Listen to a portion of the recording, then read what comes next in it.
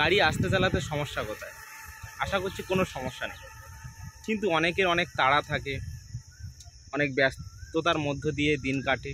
তারা কি করে, কখনো কখনো খুব দ্রুত গতিতে গাড়ি ছুটিয়ে নিয়ে যেতে ভালোবাসে, কারণ গন্তব্যে পৌঁছতে হবে। কিন্তু একটা বিষয় হচ্ছে, এই রিসেন্ট পুনেতে যে অ্যাক্সিডেন্ট হলো, 2 কোটি টাকার উপরে যে গাড়ি, এবং সেই র্যাশ ড্রাইভিংয়ের কারণে 2 জন মারা গেল। তো এরকম ইন্ডিয়াতে পার ডে 462 জন মারা যায় পার ডে।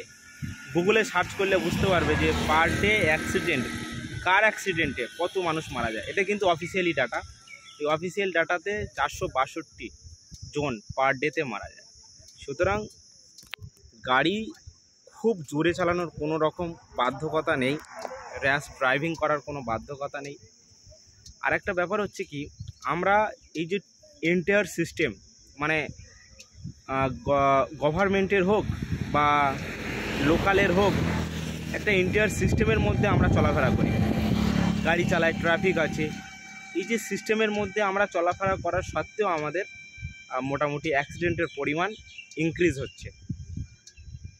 এবং আরও একটা বড় শকিং জিনিস হচ্ছে, মানুষ কিন্তু এখান থেকে কোনো রকমভাবে কোনো শিখছে না। তারা মেন্টালি প্রিপেয়ার হচ্ছে না যে র্যাশ ড্রাইভিংয়ের কারণে বা জোরে গাড়ি চালালে বা ড্রিঙ্ক অ্যান্ড ড্রাইভিং করলে, মদ খেয়ে অনেকে গাড়ি চালায়, এগুলোর কারণে নিজের জীবন তো যেতেই পারে, সাথে সাথে একটা ফ্যামিলির অনেক কিছু অবনতি হতে পারে।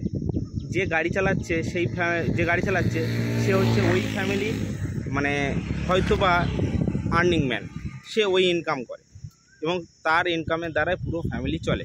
এখন সে তো মারা গেল, সে যখন মারা গেল মানে কার অ্যাক্সিডেন্টে, তখন ওই ফ্যামিলির অবস্থা কী হবে?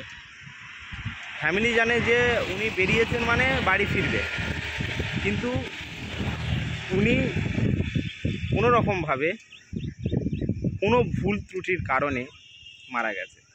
সেই মারা যাওয়ার কারণে আর বাড়ি ফেরেনি, তাহলে তার সেই প্রত্যাশা সেটা কিন্তু আর পূরণ হলো না। তো মানুষ কিন্তু নিজেদের চিন্তাভাবনার দ্বারা চলতে পারে, মেন্টালি প্রিপেয়ার হতে পারে।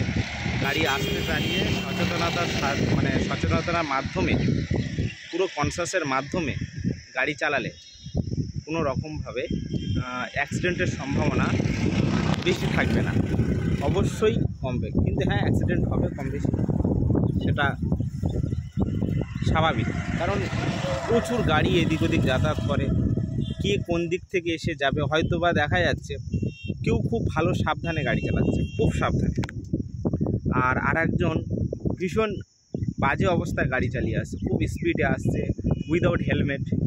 হ্যাঁ, এবং যে সেফলি যাচ্ছিল, সে সেফলি যেতে যেতে যে খারাপ ড্রাইভিং করে আসছিল, সেই ধাক্কা মেরে বেরিয়ে গেল যে সেফলি চালাচ্ছিল। সুতরাং দোষ কিন্তু যে সেফলি চালাচ্ছিল তার এখানে কিছুই নেই। যে ভয়ঙ্করভাবে বাজে অবস্থায় গাড়ি চালিয়ে আসছিল, পুরোটা দোষ তার। কিন্তু সে কী করে বুঝবে সেফলি যে চালাচ্ছিল যে অন্য কেউ এসে আমাকে ধাক্কা মেরে দেবে? সে তো নিজের পরিস্থিতি অনুসারে গাড়ি চালাচ্ছিল, কিন্তু অন্যজন এসে ধাক্কা মেরে বেরিয়ে গেল। তো এরকম এক্সেপশনাল কিছু ম্যাটার আছে যেগুলোতে অ্যাক্সিডেন্ট হওয়ার সম্ভাবনা থাকে। তার সত্ত্বেও সচেতনতার মাধ্যমে যদি এগোনো যায়, তাহলে পার ডে 462 জন মরে না, অফিসিয়ালি যে ডাটা দেখছে। তো প্রত্যেকেই সাবধানে গাড়ি চালান এবং সচেতনতার মাধ্যমে গাড়ি চালান, অ্যাক্সিডেন্টের পরিমাণ অবশ্যই কমবে।